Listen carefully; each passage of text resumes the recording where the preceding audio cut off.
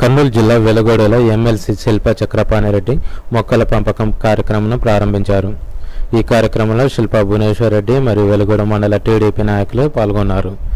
మొక్కల పంపిణీ అనంతరం శిల్పా చక్రపాణిరెడ్డి ప్రెస్ మీట్ నిర్వహించారు. తాను తెలుగుదేశం పార్టీ వీడే ఉద్దేశమే లేదని తెలియజేశారు. తమ పార్టీలోని కొందరు తెలుగుదేశం నాయకులు ఈ విధంగా ప్రచారం చేస్తున్నారని తెలిపారు. అదేవిధంగా వైసీపీ నాయకులు కూడా టీడీపీ నుంచి వైసీపీలోకి వెళ్తున్నట్లు ప్రచారం చేస్తున్నారని తెలియజేశారు. పార్టీ వీడనేది ఎన్నోసార్లు చెప్పిన దాన్నే పదే పదే చెప్పాలంటే కుదరదు. ఏమున్నాయనగా ఎవరో చేస్తున్నటువంటి మాకు ఇప్పుడు పార్టీలోకి వచ్చిన వాళ్ళు మా వాళ్ళే ప్రచారం చేస్తూ ఉన్నారు. కొంతమంది తెలుగుదేశం పార్టీలోకి వచ్చినటువంటి తెలుగుదేశం పార్టీలోకి వచ్చినటువంటి వాళ్ళే శిల్పా చక్రపాణిరెడ్డి వైఎస్ఆర్ పార్టీలోకి పోతున్నారని చెప్పి తెలుగుదేశం పార్టీ నాయకుల ప్రచారం ఎక్కువగా జరుగుతూ ఉంది. అదేవిధంగా వైఎస్ఆర్సీపీ వాళ్ళు కూడా ప్రచారం ఎక్కువ చేస్తున్నారు. శిల్పా చక్రపాణిరెడ్డి మా పార్టీలోకి వస్తున్నాడు అని. నేను శీల పరీక్ష చేసుకోవాలంటే ప్రతిసారి కుదరదు నాకు. ఒక్కసారి రాజకీయాలలో నేను స్ట్రైట్ ఫార్వర్డు ఈరోజు చెప్తా ఉన్నా, మళ్ళీ సమాధానం చెప్పడం ఒకటే సమాధానం. నాకు ఎప్పుడైనా గతంలో ఏ విధంగా ఉందో ఆదరణ కానీ అభివృద్ధి సంక్షేమ పథకాల్లో ఏ విధంగా కలిసి పనిచేసుకుంటున్నాం ఆ విధంగా చేసుకుంటే నాకు ఎలాంటి అభ్యంతరం లేదు. ఇద్దరం కలిసి పనిచేయడానికి నాకు ఎలాంటి అభ్యంతరం లేదు. పార్టీ ఎవరికి టికెట్ ఇచ్చినా నాకు ఎలాంటి అభ్యంతరం లేదు. ఎవరు గెలుస్తారు? రెడ్డి వైఎస్ఆర్సీపీలోకి పోతున్నాడు. దాన్ని ఏది మాట్లాడినా నిన్న ఎంపీడీ సమస్యలపైన మాట్లాడినా. ఎంపీడీసీలు నన్ను ఓటేసి గెలిపించుకున్నటువంటి ఎంపీడీసీలు కానీ జెడ్పీడీసీలు కానీ కౌన్సిలర్లు కానీ ఈరోజు నన్ను ఓటేసి గెలిపించుకున్నారు.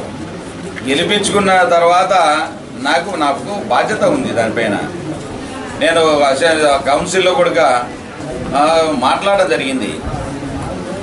కౌన్సిల్లో కూడా వాళ్ళకు విధులు నిధులు కేటాయించాలి, తప్పకుండా సర్పంచులతో సమానంగా చెక్ పవర్ ఇవ్వాలి, జెడ్పీడీసీలకు ఎంపీపీలతో సమానంగా వాళ్లకు మండల ఆఫీసులో ఒక స్థానం కల్పించాలి అని చెప్పి, అదేవిధంగా నిధులు కేటాయించాలి. ఈరోజు సర్పంచులకు ఏ విధంగా 14వ ఆర్థిక సంఘం నిధులు ఏ విధంగా ఏ సంఘమైన ఆర్థిక సంఘం నిధులు ఏ విధంగా వస్తూ ఉన్నాయో వీళ్ళకు కూడా ఒక బడ్జెట్ అలికేషన్ చేసి వీళ్ళకు కూడా ఇస్తే వాళ్ళు కూడా బాగుంటుంది. లేకపోతే ఉత్సవ విగ్రహాలుగా మారే పరిస్థితి ఉంది. వీళ్ళను ఈరోజు ఖర్చు పెట్టుకొని గ్రామాలలో ఆస్తులు పోగొట్టుకొని ఈరోజు రాజకీయాలు చేస్తూ ఉన్నారు చాలామంది. ఈరోజు రిజర్వేషన్లు వచ్చిన తర్వాత చాలామంది కూడా ఈ ఎలక్షన్లలో పాల్గొని ఆస్తులు పోగొట్టుకున్నారు. ఈరోజు చాలా పేదరికంలో ఉన్నటువంటి కుటుంబాలు ఈరోజు ఈ రాజకీయాల వల్ల ఈ ఎంపీటీసీల వల్ల జరుగుతూ ఉంది. మేము కోరేది ఏంటంటే ఎంపీటీసీలన్నా రద్దు చేయండి, జెడ్పీటీసీలన్నా రద్దు చేయండి, ఆ వ్యవస్థనే రద్దు చేయండి. ఏం హక్కులు లేనప్పుడు ఆ వ్యవస్థ ఎందుకు అనేది ప్రశ్నిస్తూ ఉన్నాం. నేను గవర్నమెంట్లో ఉన్నా ప్రశ్నిస్తా, ఎవరున్నా ప్రశ్నిస్తా. వాళ్ళ తరఫున నేను ఎన్నికైనటువంటి వాడిని కాబట్టి తప్పకుండా ప్రశ్నించకపోతే నా మనసాక్షి నన్ను ఒప్పుకోదు. నన్ను ఓటేసి గెలిపించుకున్నటువంటి వాళ్ళు నన్ను హర్షించరు. కాబట్టి తప్పకుండా వాళ్ళ కోసం ఏ పార్టీ అయినా సరే ప్రభుత్వంలోంటి కూడా విపక్షంగా మాట్లాడడం అనేది ఇది నేను తప్పు అనుకోవడం లేదు. ప్రభుత్వంలో ఉన్నాడు ప్రభుత్వం చేస్తున్నటువంటి ఇబ్బందులు ఇప్పుడు ఎంపీటీసీల హక్కులు కావాలని కోరుకోవడంలో నేను ఎలాంటి తప్పు లేదని నేను భావిస్తూ ఉన్నా.